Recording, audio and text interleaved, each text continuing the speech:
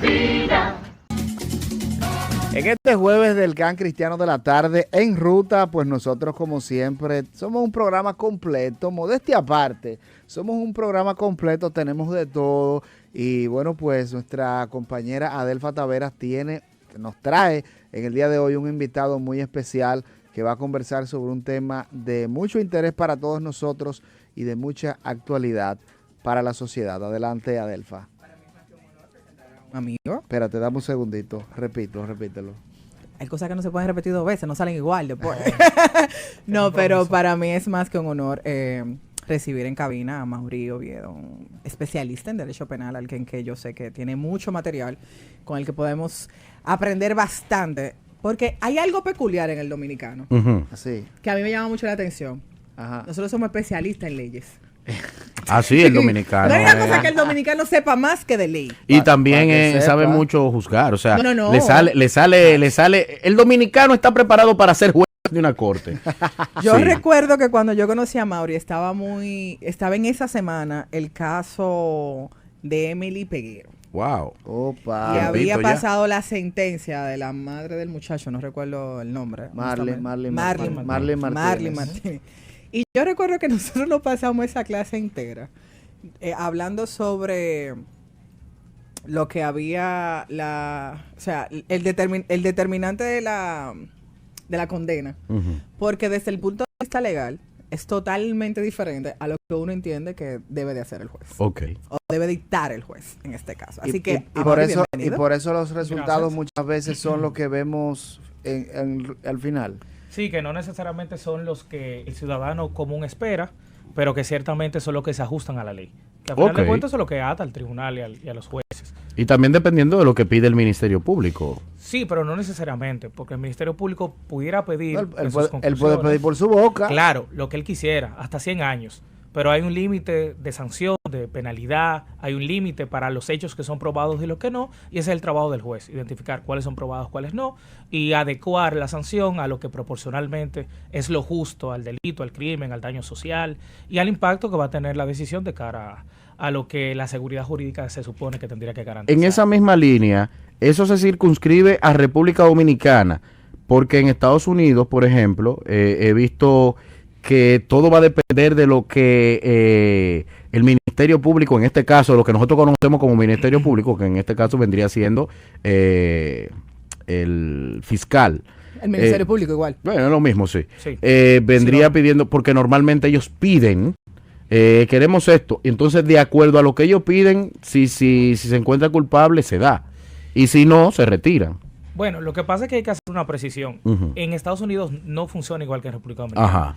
En Estados Unidos hay juicios por jurados. Ujú. Por lo tanto, quien determina si el hecho se probó o no, si una persona es responsable o no, son sus pares, son ciudadanos. Y los requieren, de hecho, a través de una depuración y un voto, para que ellos sean los que, en nombre del Estado, impartan la sentencia. En el caso de República Dominicana, no. Son jueces formados en el Poder Judicial, los cuales tienen contacto con las pruebas, ponderan la procedencia o no de la acusación del Ministerio Público y deciden en consecuencia, ya sea acogiendo la solicitud que hace el Ministerio Público o adecuándola a una pena más justa que ellos entiendan que la que ha pedido el Ministerio Público, por el contrario, absolviendo al imputado y declarándolo no culpable. Ustedes como expertos, yo les hago la pregunta. ¿Ustedes creen que República Dominicana está preparado para asumir algo como los juicios con jurados? Así.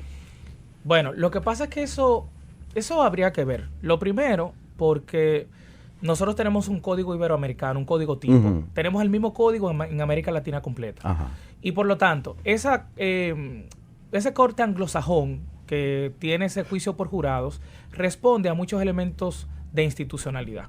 Te voy a poner varios ejemplos. En Estados Unidos existen sentencias por perjurio, sanciones graves por aquel ciudadano que comparece a declarar y miente. Es declarado mendazo, una persona que ha falseado hechos, ha suprimido hechos o ha adherido hechos a su declaración para ganar y obtener una sentencia condenatoria que lo va a beneficiar de alguna manera. Y entonces, eso, en estados como esos, donde la institucionalidad es muy fortalecida y que hay mecanismos de control y de garantía para evitar que ese tipo de cuestiones pasen, entonces, que sean juzgados por sus pares, tiene sentido.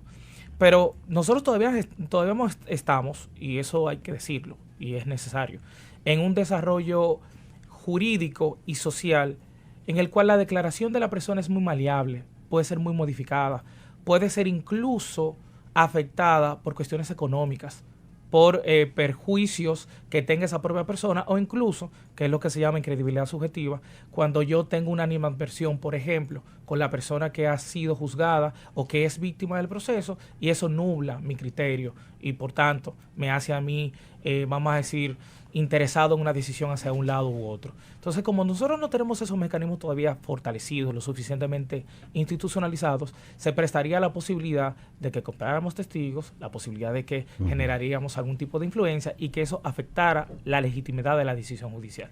Porque tenemos que depender de lo que es la verdad que se construye a través de la declaración de esa persona. Y entiendo que, por ejemplo, en este caso, también puede manipular mucho lo que en el juicio, en el pensamiento de los que pudieran ser jurados, el hecho de que las redes sociales ya la gente la están condenando previamente sin mostrar pruebas de nada, simple y llanamente porque se le acusa. Entonces también eso habría que ver. Lo que la gente le llama el juicio mediático. Sí, o populismo penal, que es como lo conocemos los penalistas de manera mucho más efectiva. Sí, y eso, bueno, señores, lo que pasa es que en América Latina hemos tenido un desarrollo jurídico, vamos a decirlo, exponencial y de saltos. Nosotros pasamos de tener un código de procedimiento criminal donde el juez que te iba a juzgar te investigaba, a pasar a tener un código acusatorio adversarial donde solamente la prueba es la que puede destruir o no esa no presunción, ese estado de inocencia que tú tienes y que una sentencia definitiva es la que tiene que a final de cuentas determinar tu responsabilidad o no. Entonces, pasar de un ámbito de restricción de derechos, de arbitrariedades, a pasar a un ámbito de protección de derechos y de garantías, entonces eso todavía el ciudadano común no lo entiende.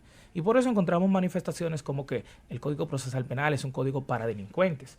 Y todo lo contrario, nosotros somos ¿cuántos millones de personas? 12, dicen 13. Que somos como 12 o 13 por ahí. Entonces, y como 8 millones de haitianos, bueno, 2 de chinos, uno de venezolano, y bueno, los venezolanos y los colombianos van peleando ahora. Están ahí realmente, tenemos una gran cantidad de inmigrantes de estas dos nacionalidades.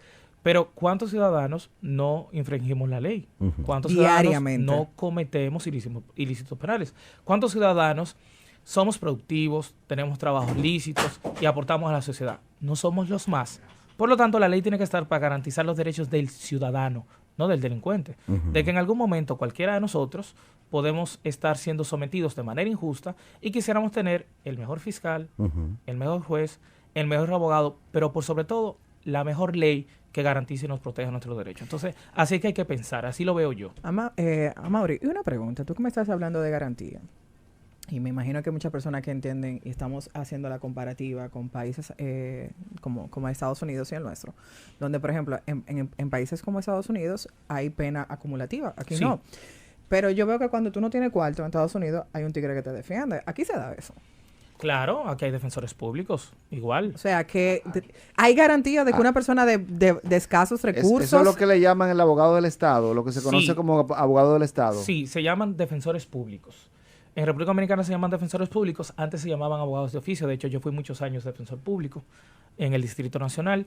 Y el artículo 176 de la Constitución le da la oportunidad... Hay casos y casos. Eso es como pasar centro, señores. Sí, no, es un centro de casi 9 años. Un centro de casi 9 años. Asistiendo técnicamente y defendiendo derechos. No importa hechos, lo que haya hecho. No hechos, defendiendo derechos. Porque, señores, si tuviéramos en una época antiquísima, como la ley de Entalión, donde el ojo por ojo y el diente por diente era lo que primaba, pues entonces no tendría sentido que existieran tribunales, que tendríamos todos que dirimir conflictos y ponernos de acuerdo en lo que respondamos dentro de los acuerdos sociales que la propia ley regula. Entonces, ¿qué sentido tendría si nosotros pudiéramos tomar nuestra justicia por las manos? La necesidad de que haya un tercero imparcial que juzgue y que otorgue de manera proporcional a cada uno lo que se merece y que de manera equitativa juzga y decida un proceso.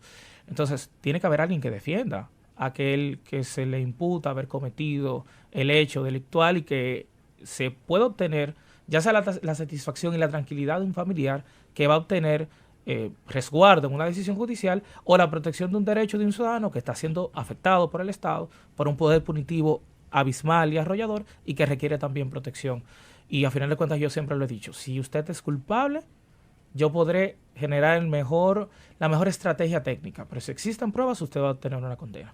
Y eso es así. ¿Y cómo lo manejan? Porque actualmente no es un desconocimiento, es algo muy público, que el manejo de pruebas al momento de un hecho, aquí es casi, no decir nulo, porque no puedo decir eso, pero no hay garantías de resguardar el área. Hay muchos tecnicismos. O sea, cuando aquí se muere alguien, matan a alguien en un sitio, pasan 75,000 gente por ahí, o sea, no resguardan. Claro, O sea, claro.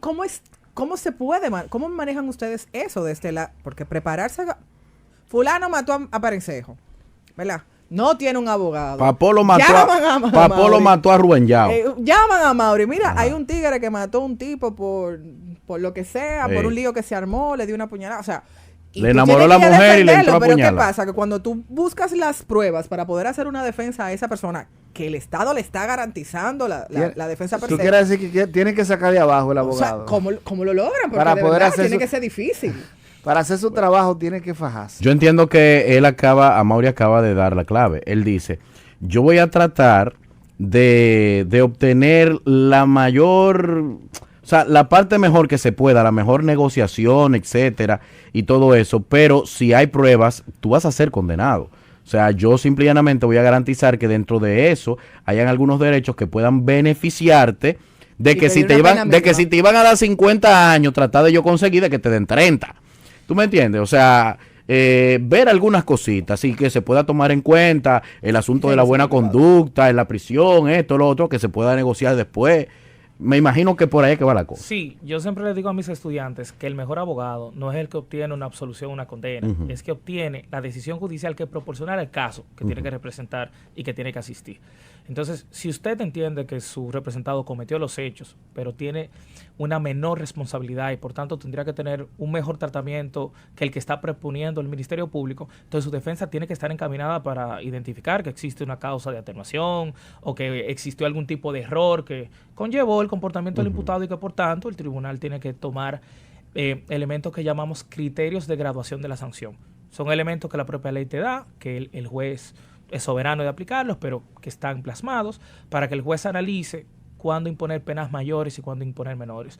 El grado de escolaridad, el estrato social, los antecedentes anteriores con relación a ese mismo delito o a otros delitos, qué tan grave es ese daño para el Estado, qué tanto tendrá que responder y que reparar la persona condenada de cara al hecho que acaban de determinar como probado, entre otros. Entonces esos elementos se toman en consideración y un buen abogado tiene que saber cuándo, en vez de discutir el proceso, porque al final de cuentas es avasallante la prueba, detenerse en analizar lo que tal vez puede ser mucho más efectivo, que es obtener una sanción mucho más benigna y favorable a los intereses de su representado. Hay firmas que tienen que dar, por ejemplo, no sé si se da aquí en la República Dominicana, pero sí sé, por ejemplo, de algunos países de Latinoamérica, incluyendo también Estados Unidos y otros más, que hay casos en los cuales a algunas firmas en determinados momentos se le pide una cuota para defender a personas que no tienen recursos, que hacen la parte de labor de lo que estábamos hablando del abogado de oficio.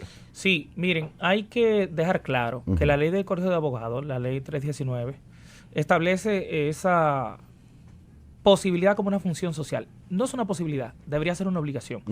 Debería el Colegio de Abogados, de manera, no sé, trimestral, semestral, anual, ¿Cómo se considera? identificar un conjunto de procesos en los cuales de manera pro bono los pudiera asistir. Y eso ayudaría a disminuir la carga de, por ejemplo, los defensores públicos que tienen más del 86% Está fuerte. de los procesos judiciales en República Dominicana. Entonces, ¿qué fuerte. significaría eso? Que en principio es una función social. ¿Qué hacen las firmas grandes y no tan grandes? Un buen abogado exitoso tiene que llevar casos pro bonos al año. Yo intento que sean 10, 15, 20, depende de la naturaleza, depende el tipo de caso también, para garantizar incluso cumplir con esa función social. Llama mucho la atención, y en programas anteriores habíamos dicho que hay temas, hay casos que se hacen muy populares, Claro. y en el caso de Franceli fue uno. Yo no sé si era porque fue al chino, porque era el jefe, Estaba no sé. Pero durante tanto tiempo, la muchachita no se sabía de nada y de buenas a primeras que la traen, que la extraditan. O sea, ¿cómo se da ese tipo de cosas? Porque llama la atención. Bueno, pero no es que no se sabía. Lo que pasa es que el Ministerio Público, a través del Interpol, estaba realizando una investigación Porque el Interpol funciona. paralela. Claro. Claro. Si no, claro. pregúntale a Figueroa. Claro. Ese sí. Claro, Ese sí funciona. sí. Estaba realizando una Y hay una un investigación rico de por paralela medio. y esa investigación estaba intentando definir la ruta de viaje que había generado Que fue extensa. Sí, y vamos a hablar un poco de eso más adelante. Una ruta de viaje extensa que había podido evitar todos los controles biométricos Wow. de aeropuertos importantísimos del mundo. No se quedó por Ah, ahí. pero la tipa no era tonta. No tenía. Ella tenía que tener a alguien que le informó bastante Claro. bien. Ella debió tener un asesor. La asesoraron. Eso Un asesor jurídico. Fue bastante premeditado, fue bastante elaborado el tema. No sé si premeditado, pero de que fue elaborado, sí. Extremadamente claro. elaborado. Y les digo porque antes de hablar del caso. Claro. Porque tal vez los radioescuchas dirán, bueno, pero Francelis Furcal. ¿Quién es Francelis Furcal?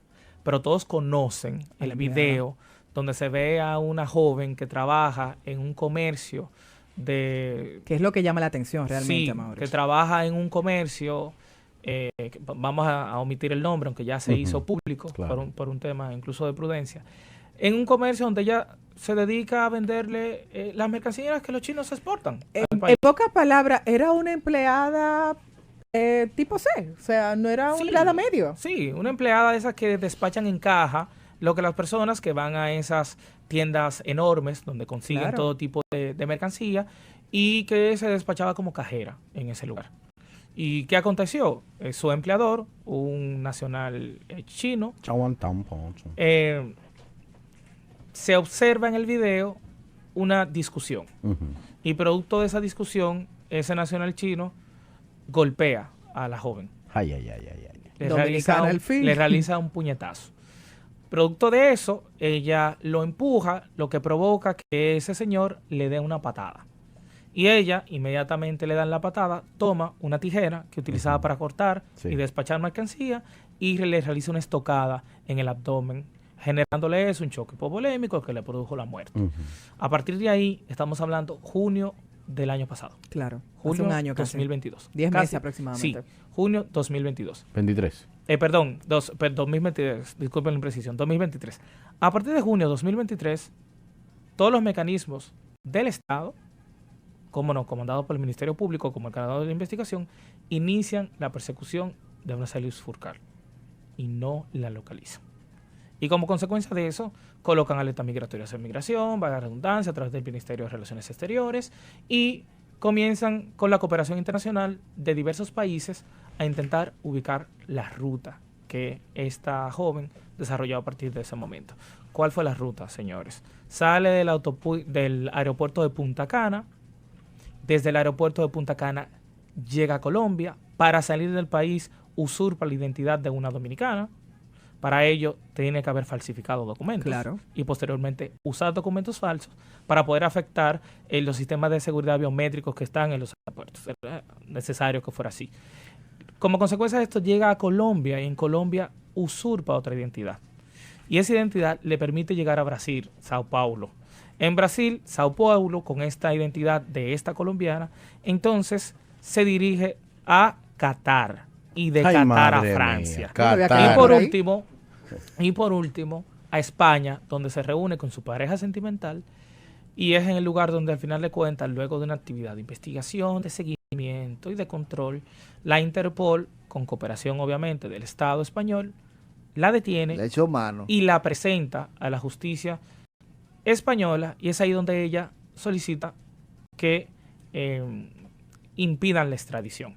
¿Qué es la extradición? Un proceso que tienen los estados que han firmado acuerdos, Sí. acuerdos de cooperación entre estados que permiten garantizar que aquellos que se refugien en esos países puedan repatriarlos a fin de que el Estado pueda cumplir con los procesos judiciales y determinar responsabilidad penal. Ujú. Y eso fue el proceso que se agotó. Ella, por el contrario, solicitó asilo, indicando que su vida corría peligro y que su integridad se podía ver afectada por el tipo de comunidad al cual Ella había afectado. ella pertenecía y al tipo de comunidad a la que pertenecía el Oxiso. por la capacidad adquisitiva que tienen ellos y por un conjunto de elementos que de manera particular permean a esos tipos de nacionales en todo el mundo. Sobre la base de eso, el Estado español entendía que no había méritos, que no se presentaron elementos suficientes y terminó ordenando la aceptación del requerimiento de extradición del Estado americano y, hago un paréntesis, y remitiendo a la República Dominicana. Mauri, hago un paréntesis para ver en este sentido tu pensar como profesional del derecho. ¿Tú crees que por el poder tan grande que tiene la comunidad china a nivel mundial, tú crees que sí realmente haya influido un poco ese poder a que pudieran dar con el paradero de esta mujer? Es decir, Aplatanando. traducir el lenguaje dominicano, si fue que sintieron el ki. Miren, a mí me parece que no. A mí me parece que no. Y parte de esto es que, a diferencia de otros casos donde han habido incidencia de ciudadanos de nacionalidad china donde le han afectado derechos y se han hecho o han adquirido connotación pública, hemos tenido presencia de las embajadas y consulados con relación a esos aspectos. Ha habido notas de prensa, cooperación internacional. En el caso de Frangela Furcal, todos nos enteramos porque España da la alerta a República Dominicana de haber capturado a esta dama con esa alerta internacional. O sea, que pudiera influir, bueno, tal vez sí, pero no fue una presión mediática que se hiciera de manera pública y que se utilizaran los mecanismos que habitualmente se utilizan para poder generar interés al Estado y que el Estado se preocupe, no sé, por generar una solución más pronta y próspera que en casos de ciudadanos nacionales o de ciudadanos extranjeros que no sean dominicanos. Y en este caso que tampoco sean chinos. Entonces me parece que no. Me parece que no. Pero también hay que decir algo. Ella invirtió mucho dinero para poder llegar a España. O sea, tampoco es... Una yo creo que lo que ha llamado tanto la atención en este caso, aparte de lo que legalmente está explicando Mauri, es que como una empleada que supuestamente tiene tan escasos recursos, puede crear un andamiaje de salir de un país, llegar a Qatar, mi amor. Tú sabes lo que hay que trabajar para llegar a Qatar. Mi problema es que ella no se haya quedado ahí. pero hablando en serio. Es que no es lo mismo llamar al tipo que verlo llegar. No, es que ya cuando yo no sabía, pero fácil. según lo que Amor estaba comentando, había un lazo sentimental en España. O sea, era lógico que todo el mundo iba a pensar que tú ibas a terminar en algún momento por allá, si mantenía esa relación. Pero lo que llama mucho la atención, en mi caso particular, es pensar como una persona que es cajera en un negocio que aquí todo el mundo sabe que la comunidad china, no tengo nada contra ustedes, señores, pero todo el mundo sabe que tienen un tema con los pagos. O sea, siempre ha sido un rumor de un secreto a voces. Sí, de que pagan poco y maltratan mucho verbalmente hablando. Yo del maltrato no quizás, pero sí del poco, del salario bajo. O sea, todo el mundo sabe. Bueno, iba a decir otra cosa. Por eso su mayor mano de obra es haitiana. Entonces, cuando tú concatenas todo eso, tú dices, ¿en qué momento yo me perdí? Porque de aquí a Colombia, de Colombia a Brasil, de Brasil a Qatar, de Qatar, o sea... Bueno, pero su pareja sentimental que está en España quizás también, pues... Sí. Yo no me he podido de esos 4 viajes. Pudo sustentar. Y trabajo. Ese fue el resultado de la investigación. De hecho... Porque tú no estás bendecido. Bueno, Miriam Victoria. Sigamos lo legal. Que me voy a personal. No toque esa tecla que ya dejó el rancho ardiendo el jueves aquí. Bueno, esa es la realidad y es lo que surgió como parte de la investigación de la policía y que fue presentado parte de ello en la solicitud de medida de coerción. No solamente esa ruta, sino la intervención de familiares que fueron identificados y que fueron localizados por el Ministerio Público como la fuente del origen de esos fondos que permitieron muchas de esas operaciones. Y sí, eso le ha llamado mucho la atención. De hecho, si vemos los medios, vemos los comentarios de las personas, la gran mayoría de esas páginas, en el cual la noticia ha tomado connotación. Claro. Muchos han hecho que no es para lo que estoy aquí tal vez para hablar de aspectos jurídicos y no tal vez de establecer mi opinión, pero la gran mayoría de ellos precisan que tal vez con esos fondos no existía necesidad de trabajar bajo esos supuestos que pudieran ser denigrantes o que pudieran constituir, no sé, algún tipo de afectación a la dignidad, entre otros comentarios que no es a lo que he venido aquí, pero que también no sé, Pasa. Es una escalan a la necesidad de análisis. Yo creo que sí. Y no es un secreto para nadie que aquí hay muchos empleados con salarios muy mínimos que son pretamitas dentro de, de su empresa, o sea, y no lo matan por un par de pesos, o sea, que en eso hay que estar bien claro. Lamentablemente. Pero cuando pasan esos casos a Mauri, resulta que cuando uno ve el expediente, uno a veces, el que no tiene mucho conocimiento, se pone que, y todo esto, o sea, ¿qué figuras jurídicas en este caso se toman en cuenta? Porque aquí no me imagino que hay sociedad de malhechores, falsificación de documentos, o sea, ¿qué elementos? Bueno, miren, yo tengo que serle honestos con relación a este proceso. El Ministerio Público ha analizado El caso. ha analizado la conducta posterior al hecho, no como un tipo penal per se que se le pudiera imputar a la conducta inicial. ¿Cómo y así? hasta cierto punto eso tiene Aclárame eso. hasta cierto punto eso tiene cierta lógica. Ujú. Tiene cierta lógica. ¿Por qué? Porque no podemos decir que la falsedad o el uso de documentos falsos por parte de Francelis haya sido necesariamente la causa por la cual se generó el homicidio Okay. o la muerte del nacional chino. No podemos decir eso. No. Entonces, como no hay una conexidad entre una conducta y otra, entre un hecho y otro, entre un tipo y otro, entonces el Ministerio Público no podía, y yo veo que esa es una decisión salomónica y razonable, introducir tipos penales que necesariamente no guardan relación con el hecho. Ahora, eso sí me permite a mí contextualizar un elemento importante que voy a abordar tal vez un poquito más adelante, y es si existe peligro de fuga o no.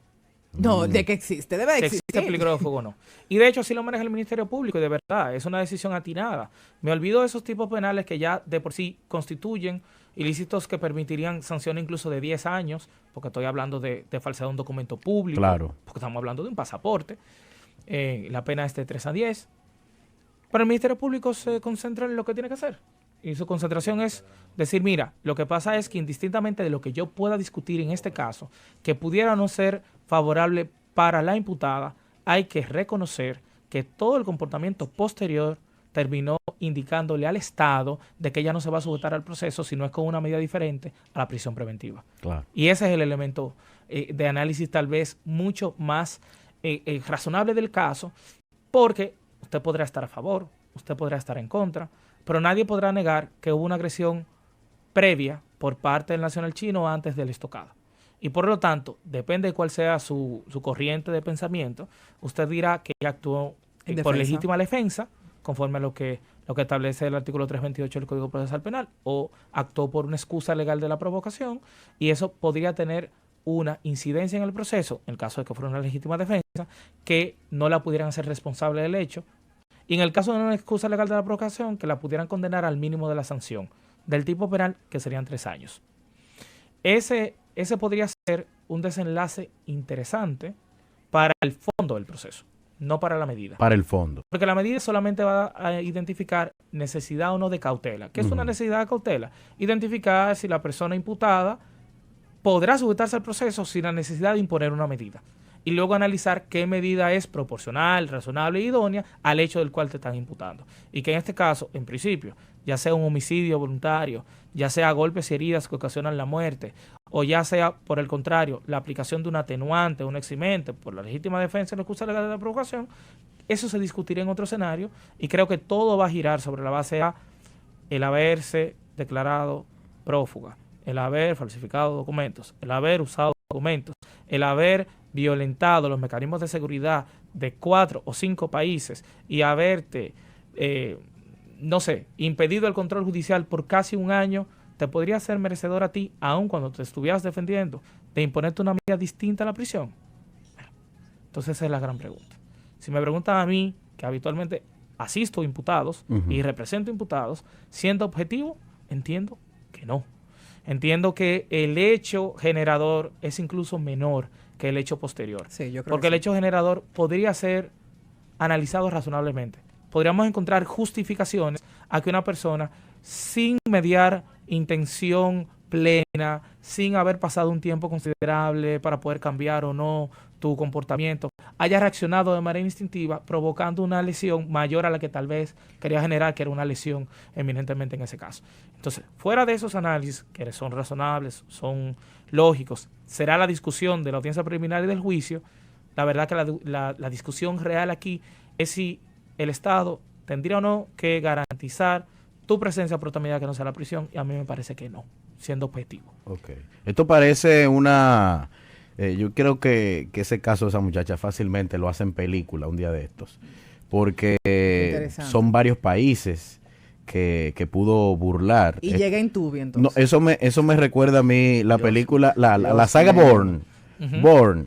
Sí, porque realmente, como están las cosas hoy en día en los aeropuertos y en los diferentes países con el tema de la migración y todo eso, señores, o sea, que alguien pueda burlar la seguridad de varios países. Estamos hablando, ok, República Dominicana, pero no piensen en República Dominicana. Pero estamos hablando de Colombia, estamos hablando de Brasil, estamos hablando de Qatar, estamos hablando de entrar a España. O sea, la vuelta fue más grande que toda la vuelta que ha dado la gente por México y por Guatemala sí. y por todos los lados. Sí, realmente. Aquí cabe el refrán que dice que la cura fue peor que la enfermedad. Si ella quiere que coja 10 años y que venda la historia. Yo creo que sí. Y salen 2. Pero ahora yo pregunto, Charles, haciendo un paréntesis con el licenciado, ¿y tú crees que no haya alguien ya atrás de ella para eso? Porque hay que esperar primero el desenlace. Hay gente perversa. Pero es que... No, pero al menos asegurar que sea a esa persona que ella le va a dar la historia y no a otro. Pero mira, cuando uno lee un poco y ve la historia desde un punto objetivo, no legal, porque verdad, no todo el mundo tiene esa capacidad, por desconocimiento, uno dice, es que de mucho con demasiado. Es chocante. Y Amaury decía, hay que ver si lo que ella hizo posterior versus lo que creó la circunstancia. En un caso como este, quizás algunos sí, pero quizás otros de nuestros oyentes no saben, ¿cómo se puede establecer una pena? Porque como decíamos al inicio, aquí no hay acumulación de pena. Entonces, de todos esos casos que se le pueden imputar, ¿cuál tú, basado en tu conocimiento, cuál es el de mayor peso? Bueno, lo que pasa es que la calificación jurídica que el Ministerio Público le ha dado al caso es de homicidio voluntario. Okay. La pena de homicidio voluntario. Bueno. La pena de homicidio voluntario es de 3 a 20 años. Y dentro de ese rango... Bueno, pudo ser legítima defensa. No, pero para ser legítima defensa aún tiene que haber sido voluntario la acción que cometí, no el resultado que se generó. Lo que pasa es que esa discusión tal vez mucho más profunda. Mire, lo que pasa es que... y se discutiría en el fondo. El ciudadano, sí, claro. Exacto. Yo lo podría hacer en la medida para intentar contextualizar qué tan grave es o no el hecho. Pero a final de cuentas, como dice mi querido, donde se va a determinar si se va a aplicar o no con certeza de cara a la sanción que se va a imponer, va a ser en el juicio. Y esa pregunta que tú haces es muy interesante y que genera muchísimas dudas. Porque, ¿por qué voluntario? Si fue un acto... No, y te lo voy a responder con preguntas. Cuando ella tomó la tijera, ¿ella estaba consciente de que estaba tomando la tijera? Claro. Sí. Y cuando ella la utilizó y provoca la estocada, ¿ella no estaba consciente de que estaba provocando la estocada? Sí. Entonces ella actuó con voluntad. ¿Qué es el dolo? ¿Qué es lo que se dice ahí? Conocimiento y voluntad de que una conducta, primero, está penada y que es sancionable por la ley, y segundo, de que esa conducta está prohibida. Eso está claro. Ahora, donde habría que analizar aquí es si el dolo de ella era ciertamente para matar. Esa es la discusión. O sea, cuando ella tomó la tijera en ese momento, como posterior a recibir un golpe, ¿la intención de ella era matar o era simplemente devolverle el golpe que le habían dado previamente? Entonces es un caso que para tú poder identificar que hay homicidio, entonces yo tengo que probar que la intención era matar. Y yo siempre digo a mis estudiantes, utilicen la tesis de la supresión. Y se lo digo a todos ustedes, no tienen que ser abogados. Si yo elimino el golpe del chino, los 2 golpes, ella toma la tijera y le da la estocada. Vamos a pensar. Si yo elimino ese evento, hubiese acontecido la utilización de la tijera y generado la estocada. Y hay que ver si hubo otro golpe anterior con anterioridad, que eso fue lo que eso fuera como la gota que derramó el... Entonces, para hacer homicidio voluntario, yo tendría que probar que ella tenía la intención de matarlo. Aún sin los 2 golpes. Sí, aún yo... existiera un antecedente importante y objetivo que le indique al Ministerio Público y al tribunal que esa situación se degeneró por un cúmulo de elementos que habían generado el designio de ella de matar, que en este caso difícilmente lo van a poder probar, difícilmente, por cómo transcurre tan rápido todo. Sí. Entonces, ¿qué me parece a mí razonable y objetivo? Que su intención sí era herir, su intención era devolver el golpe, y que ella, como una figura que se conoce en derecho penal, cometió un delito preterintencional. ¿Qué es un delito preterintencional? Bueno, cuando yo excedo mi dolo, cuando yo excedo mi intención, cuando yo excedo lo que yo quería hacer y termino generando un mal mayor al que yo quería causar. ¿Qué es lo que ha pasado aquí? Por eso vemos que fue un solo golpe, fue una sola estocada, fue una sola herida, lamentablemente afectó una arteria y eso provocó que se desangrara. Sí, porque si la idea habría sido matarlo, no se quede en una sola estocada. No, y tal vez hubiese sido al corazón, tal vez hubiese sido a algunos otros de los órganos vitales que sí generan la preexistencia de la vida humana con un ataque directo Sí, y claro. definido. Entonces, por eso entiendo que su intención era eminentemente devolver el golpe. Aquí lo complicado fue lo de... Sí, eso es lo que genera todavía muchísima más connotación el caso. Porque si vemos los comentarios de antes, y vemos los comentarios de durante, y vemos los comentarios de después, la percepción pública ha cambiado mucho. Sí. Ha cambiado. Ha cambiado de sí, ya tiene que estar en libertad, de decir... De víctima... Sí, pero... A victimaria. Pero cometió muchos otros delitos para intentar evitar que la justicia cometiera el fin ulterior, que es determinar la verdad. No la verdad mía ni la tuya, sino la que se pueda reconstruir del proceso a través de la prueba. Entonces, analizando eso, podríamos decir, uy, sí, el hecho posterior es peor que el anterior. Y aunque yo no estoy juzgando, el hecho posterior sí es un elemento para determinar si ahora mismo ella debe estar en prisión o debe ir a otras medidas hasta que se resuelva la fase de investigación. Amaury, vamos a ver este panorama, a ver qué tú piensas. A ver. A ver qué tú piensas. Imaginémonos que ella, se da el suceso como se dio, y en vez de ella emprender huida, ella va y se entrega. Y dice, pasó esto, ahí están las imágenes, fui atacada por él, tomé unas tijeras en defensa, le di una estocada, yo no pensé en ningún momento que iba a fallecer, simple y llanamente me estaba defendiendo, pero yo vengo a entregarme porque realmente mi intención no fue esa. ¿El panorama habría sido distinto? Claro que sí. De hecho, el tratamiento que la justicia tendría que haberle dado a su proceso es totalmente distinto.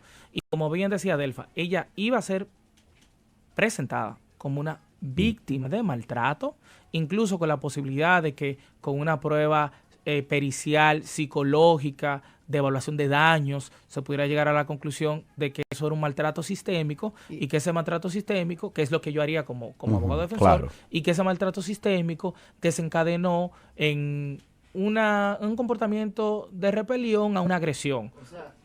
Cuando usted dice sistémico, se refiere a que lo que ella cometió fue la consecuencia De un una conjunto acción. de actos previos. de una serie de De situaciones maltratos, etcétera. de la que ella fue víctima por parte de su jefe. Sí, y que pudiera haber sido víctima no solamente ella, sino otros compañeros de trabajo y del propio sistema, producto de lo mismo que decía Adelfa, no de una animadversión del sistema, todo lo contrario, sino de un secreto a voces tendente de comprobar sobre una actividad Y de de los que maltrato. mucho voltean Para la los cara. que me están escuchando y no viendo, coloco comillas, porque es un elemento que habría que comprobar y a mí no me gusta suponer, Claro. pero de poder ser construida esa teoría de caso, de atenuantes, de maltratos previos, de situaciones de insalubridad, de muchísimas cuestiones, pudieran garantizar de manera particular un resultado distinto. Es más, pudiera estar en libertad el día de hoy. Amaury, Wow. para concluir ya con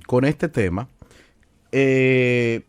según ves el panorama de este caso, ¿en qué crees tú como profesional que pudiera terminar todo esto? A mí me parece que hay dos posibles soluciones razonables a este caso. Una posible solución es que la defensa pruebe que ciertamente todo ese cuadro anterior que yo he venido detallando existió y que esa lesión fue como consecuencia de una provocación. y que puedan imponer el mínimo de la sanción, que son 3 años o menos, y que incluso el Tribunal de Fondo pueda aplicar algún criterio de determinación de la pena y pudiera suspender la totalidad o la parcialidad de esa pena. Pero si no acogen esa situación de la excusa legal de la provocación, desde mi perspectiva, esto podría ser un golpes y heridas que ocasionan la muerte. Mi intención era golpear y terminé generando muerte. Eso está en la parte final del 309 del Código Penal Dominicano y tiene una sanción mayor de 5 años, que el tribunal todavía podría aplicar igual criterios de determinación de la pena para que ella de manera parcial o total termine de cumplir la libertad en un centro extramuro, o sea, fuera de un recinto penitenciario. Esa me parece a mí que podrían ser las dos consecuencias más ajustadas al video que hemos visto. Si surgen otros elementos de prueba durante el transcurso de la investigación, esta visión puede cambiar, porque si yo puedo probar que ella aprovechó esa provocación previa para cegarle la vida a la persona y que ella estaba consciente y decidida a hacerlo, entonces el resultado podría cambiar y no solamente podría ser homicidio, sino que la podrían acusar incluso de asesinato. En el aplataneamiento de lo que está diciendo aquí nuestro querido Amaury, para que ustedes puedan entender, y con esto finalizaríamos, estamos hablando de que si todo marcha como se debe, con lo que hay hasta ahora, y no aparecen nuevos elementos de evidencia, de pruebas, etcétera, estamos hablando de un máximo de 5 años, sí, como mucho. Pero si aparecen otros elementos que puedan hacer ver que ella sí, entonces el asunto puede darse a mal. ¿Luis Segura? No, lo que pasa es que tú sabes, metiéndole un chin de sentimientos. Puede darse el juego a más. Así que yo entiendo que Amaury deberías de visitarnos en otra ocasión para que sigamos hablando un poquito acerca de todo lo que tiene que ver con estos asuntos, porque vamos a ser sinceros. En la radio, en la televisión, hay muchos programas que llevan muchos abogados y todo eso, pero se quedan totalmente en terminologías que solamente entienden los profesionales del derecho. Porque no le exigen que vayan. Exactamente. Sin embargo, yo entiendo que lo que hemos tratado aquí, hoy todos pudieron entender de una manera llana y bien aplatanada. Entonces la invitación queda abierta, ya luego vamos a ver y a cuadrar para cuando vuelvas a acompañarnos. Cuadren ustedes y denle para allá. Te agradecemos la visita en el día de hoy. Le otorgamos plenos poderes. Sé que cogiste tu tapón. Sí, así que muchísimas gracias. Las puertas quedan abiertas.